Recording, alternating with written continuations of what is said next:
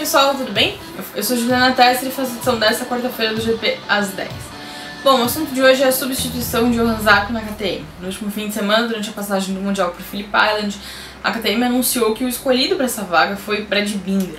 E aí pegou todo mundo de surpresa, né? Não sei se vocês lembram, mas o Johann Zarco foi contratado no ano passado com um contrato de 2 anos, 2019 e 2020.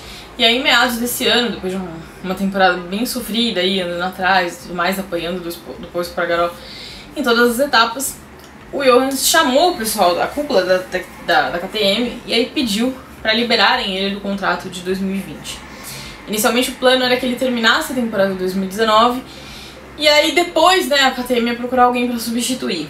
Mas algum tempo depois a KTM mudou de ideia e aí optou por colocar o Mika Kallio, que era o piloto de testes da marca, na vaga do Zarco, e aí terminar 2019 com ele.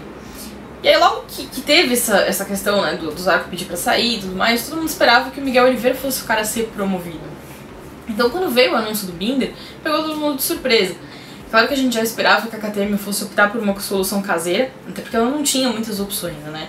Se a gente olhar para o mercado, como os contratos na MotoGP são meio que assinados de 2 em 2 anos, porque são sempre, né, os contratos são válidos normalmente por esse prazo, a maioria dos pilotos já estava preso aí para 2020, então eles teriam que optar por alguma coisa ali de gente que estivesse na estrutura deles, né, que eles pudessem mexer as peças daqui para lá.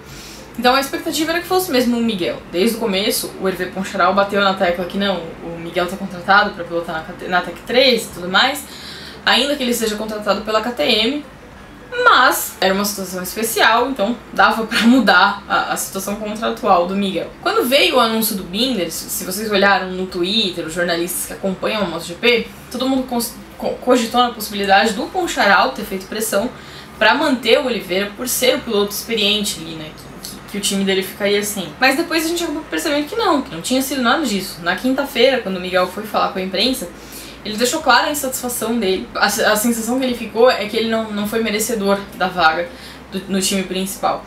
Ele disse que quando ele foi chamado para conversar, falaram para ele sobre a possibilidade do Mika Kallio ficar com essa vaga.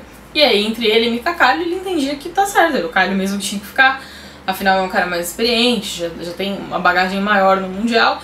E era o piloto de testes da marca, então para ele, ok, se fosse o Kallio. E aí ele foi surpreendido pela escolha do Binder. Miguel chegou a criticar também a escolha pelo Iker Lecuona, que vai subir da Moto2 aí pra preencher a vaga que seria do Brad Binder em 2020 na Tech 3. Aí ficou um pouco pior, porque quando a equipe da MotoGP, durante a transmissão dos treinos, foi falar com o Hervé Poncharal, que é o chefe da Tech 3, e aí o Hervé disse que ele não entendeu a entrevista do Miguel, porque o Miguel foi procurado pela KTM com essa oferta de vaga e ele escolheu ficar com a Tech 3. Aí depois foram falar com o Mike Leitner da KTM, que é o chefe ali da KTM, e o Mike disse que o Miguel foi sim a primeira opção. E aí quando eles chegaram pra conversar com ele, ele disse que preferia ficar na Tech 3. Não faz sentido. Não faz sentido. Por que ele escolheria ficar numa equipe satélite se ele pode ser promovido ao time principal? Né? Porque se a gente parar pra pensar, ele meio que tá colocando em risco ali a sequência da carreira dele, né? Não faz sentido pra KTM não manter Pol Espargaró. A menos que tudo mude da água pro vinho no ano que vem, o contrato do Pol vale ser renovado, né? Ele tem feito as melhores performances da KTM, tem sido sempre com ele. Ele sempre dá um jeito de tirar mais do equipamento do que todo mundo acha que ele pode dar. Então, pessoalmente, não acho que faz sentido mexer com o Pol Espargaró. Ele tá fazendo o trabalho dele muito bem feito, ainda mais para uma moto que ainda tá em processo de evolução. A menos que a KTM esteja, sei lá, a chance de contratar o Mark Marques, não faria sentido substituir o Pol Espargaró. E aí, digamos que o Brad Binder tem uma estreia espetacular lá Fábio Quartararo. Aí ele garante o espaço dele no time e o Miguel vai ficar lá preso com a Tech 3. Porque o que ele vai fazer? Ele não, ou ele muda de equipe ou pra ficar dentro daquela estrutura é onde ele vai ficar. Não tem opção de ter uma equipe com 3 pilotos. Então, pra que ele faria isso, né? Ainda que ele goste muito da KTM, que ele goste do chefe, da assessoria de imprensa, que ele goste dos mecânicos, que ele goste dos engenheiros e tudo mais, faz sentido escolher um time satélite ao invés de um time de fábrica? E pelo próprio lado da KTM, por que você escolhe botar no time principal um novato, ao invés de você colocar um piloto que pelo menos tem 1 ano de experiência? Porque é isso que o Miguel tem, e a primeira temporada dele na MotoGP não tem sido ruim. O equipamento dele tá ali ainda, né, em fase de desenvolvimento, ainda limita muito o que ele é capaz de fazer. E o papel dele ele fez. Ele bateu o companheiro de equipe com folga o tempo todo, é isso que ele faz o tempo todo, o Raffi Sierim, mesmo que meio que grudou no último posto da tabela. Não sai de lá de jeito nenhum, quando sai é pra ficar em penúltimo, antepenúltimo, não é nada maravilhoso, tanto é que ele vai voltar pra Moto 2, né, ele não conseguiu se manter ali na Tech 3. Não sei se eu já falei disso em algum vídeo, mas em 2017 eu tava em Valência, na coletiva dos chefes de equipe, quando perguntaram pro Pete Beirer por que eles estavam mantendo o Bradley Smith no time, se a temporada dele era bastante ruim. E aí a declaração do Beirer foi a seguinte, eu não vou lembrar exatamente as palavras, mas a declaração dele foi no sentido de assim, quando a gente convidou o Bradley Smith para assumir essa vaga, né, para correr pela KTM, ele assinou um papel em branco, porque ele não tinha não tinha uma moto para ele poder avaliar, não tinha uma moto para ele saber se era uma moto ruim, se era uma moto boa, se era uma moto mais ou menos, nada, ele assinou em branco. Então a gente não vai abrir mão de um cara que confiou na gente nesse ponto. Então a KTM não me parece ser a gestão ali da KTM não me parece ser o tipo de equipe que vai sair queimando o piloto à torta e à direita simplesmente porque hoje acordou com o pé esquerdo. Não me parece essa a questão. Para a KTM eu acho que faria muito mais sentido ter o Miguel, até porque assim, o time principal é o que vai conduzir o desenvolvimento. O time que conduz o desenvolvimento precisa de gente capaz de desenvolver a moto.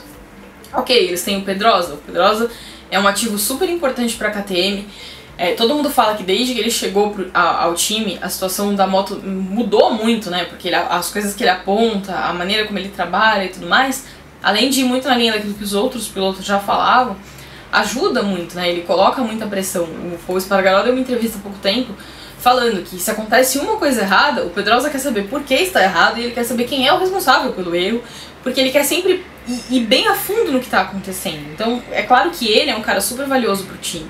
Mas ainda assim, quando tá a situação de treino, de teste, de corrida é diferente. Então a KTM precisa de alguém que possa dar um feedback pra ela, assim, bem claro, bem correto, de como é o comportamento da moto nessa pista pra poder auxiliar no desenvolvimento. Então faria todo sentido ter o Miguel. Miguel faz uma boa temporada, já provou que é bom piloto, já mostrou que tem talento. A mesma coisa o Binder. Eu acho que se a gente fosse lá no ano passado e tivesse que escolher entre um dos dois, acho que talvez a balança estivesse bem equilibrada ali entre eles. Nesse ano, acho que a experiência do Miguel acaba pesando mais, mas não foi ele o escolhido. É complicado entender essa situação, até porque ele diz uma coisa, a KTM diz outra, a KTM deixou bem claro que não, ele foi a primeira opção, ao mesmo tempo que ele diz que não, que ninguém ofereceu isso pra ele. Então, no fim das contas, a gente não entendeu o que aconteceu, não faz sentido pra nenhum dos dois lados, não faz sentido pra KTM não escolher o mais experiente, não faz sentido pro Miguel escolher ficar no time satélite, talvez tenha sido mal entendido, o que quer que tenha acontecido, criou um clima ruim na equipe, né? E agora a gente tem que torcer para que eles consigam desfazer essa situação. Acho que a KTM ao longo dos anos, e se a gente olhar para fora também, eu acho que falar de KTM é muito falar no desempenho dela no Dakar, né? Nenhuma fábrica pode ser tão dominante numa competição tão difícil por tanto tempo, se não é uma fábrica boa, se não é uma fábrica que tem um bom comando, se não é uma fábrica com gente capacitada e gente preparada. Então acho que o currículo da KTM no Dakar e no off-road como um todo dá mais do que base pra gente apostar, assim, tem gente ali dentro muito capaz, não tem gente ali que não sabe o que tá fazendo. Muito pelo contrário, todos eles são muito experimentados, muito reconhecidos dentro daquilo que eles fazem. Não dá pra entender que a KTM tenha cometido um erro desse. Talvez o Miguel não tenha entendido muito bem o que ofereceram pra ele. Pode ser, é estranho da mesma forma. Digamos, um piloto que tá correndo na LCR, com uma Honda na mão, não vai aceitar uma proposta do time de fábrica da KTM, eu posso até entender.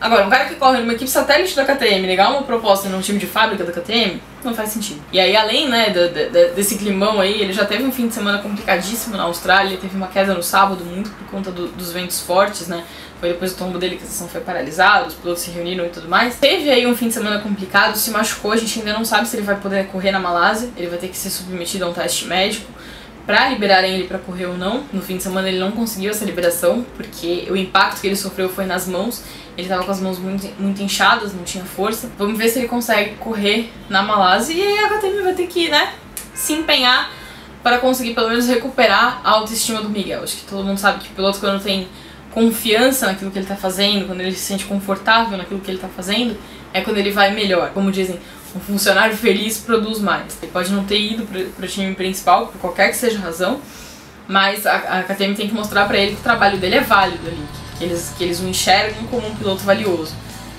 Vamos ver se eles vão conseguir. Por hoje é isso, até uma próxima. Valeu!